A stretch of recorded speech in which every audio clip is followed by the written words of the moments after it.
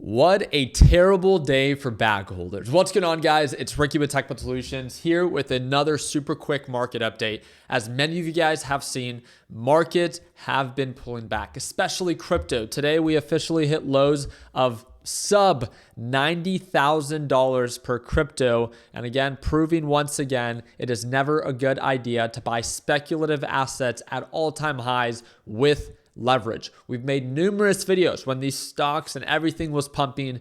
Again, you're an adult, you can buy whatever it is that you want, but please only do it with money you actually have. Don't do it with leverage for moments like this. The reason that crypto is getting so aggressively liquidated is because people are super leveraged. They're getting margin called and their positions are being wiped out. They're not just losing a portion of their position, they're losing all of it. Literally, every gain that was made in 2025 is being wiped out. The only people that have made money with Bitcoin in 2025 are those that are actively shorting it, or the ones smart enough to have actually taken profits as it was pumping through the roof.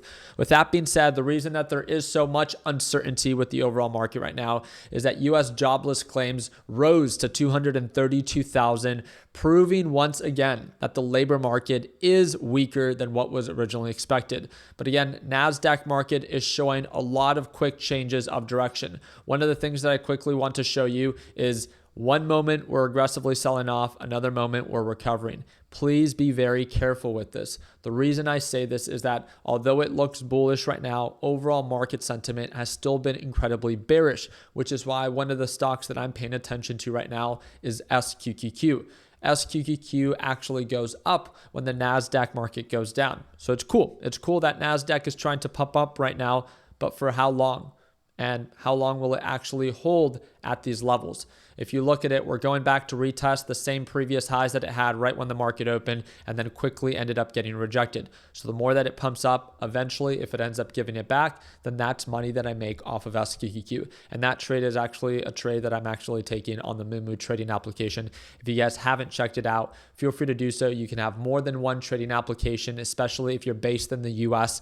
Right now, Moomoo has a huge sign-up bonus where you can earn up to $1,000 of Nvidia stock depending on your initial deposit. And you can also earn up to 8.1% APY, which is more than any other platform out there, within your first 3 months just by having your uninvested funds in the account. So again, if all you want to do is kind of explore new trading platforms, if you're tired of your old and outdated brokerage, then feel free to check out Moomoo. That's going to be the first link in the description down below if you want to learn more about it. And yes, it is available in the US. With that being said, the thing that I also wanted to remind you is that again, it's not just crypto that's aggressively selling off, it's overall markets. Overall markets are beginning to de-risk, to say the least. And the reason why is there is uncertainty. There is uncertainty of the weakness of our labor market. What is the Federal Reserve going to do in the next meeting? Based off of the most recent update for the Fed Rate Monitor tool, in 3 weeks, the Federal Reserve is supposed to decide if they're going to be raising, pausing, or cutting interest rates. Remember, the market wants the Federal Reserve to cut interest rates because when it's cheaper to borrow money, economies tend to boom.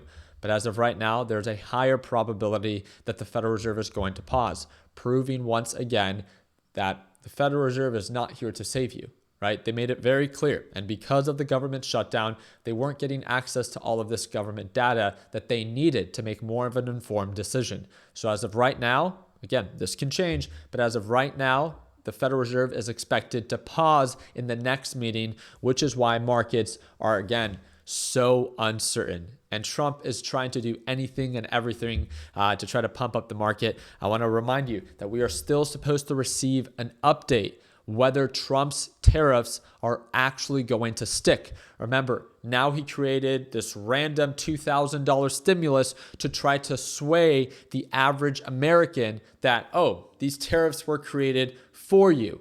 But a few months ago, we never heard of a $2,000 stimulus because, let's be honest, a $650 billion cost for a $2,000 stimulus for those that qualify is never going to be actually sustainable when we haven't collected that much money off of tariffs. But again, that's a conversation for another time. Be very careful during uncertain times like this. One moment, the market is pushing up, just like you see, it's trying to recover. And another moment, the rug is being pulled underneath you.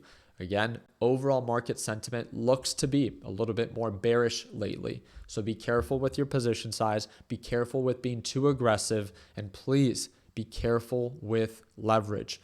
Leverage is a terrible vehicle to use when direction is against you, unless you're, of course, shorting. But again, shorting is not designed for beginners. I wish you guys nothing but the best. Again, we had a lot of fun today in our live trading session with the LPP team. They got to see me trade live, shorting Oklo. We made over $4,000 within today's live trading session. And if you want to watch me trade live as soon as tomorrow, the second link in the description down below will get you a huge discount so you can start watching me trade live as soon as tomorrow. I appreciate your time. And like always, let's make sure that we end the year on a green note. Take care, team.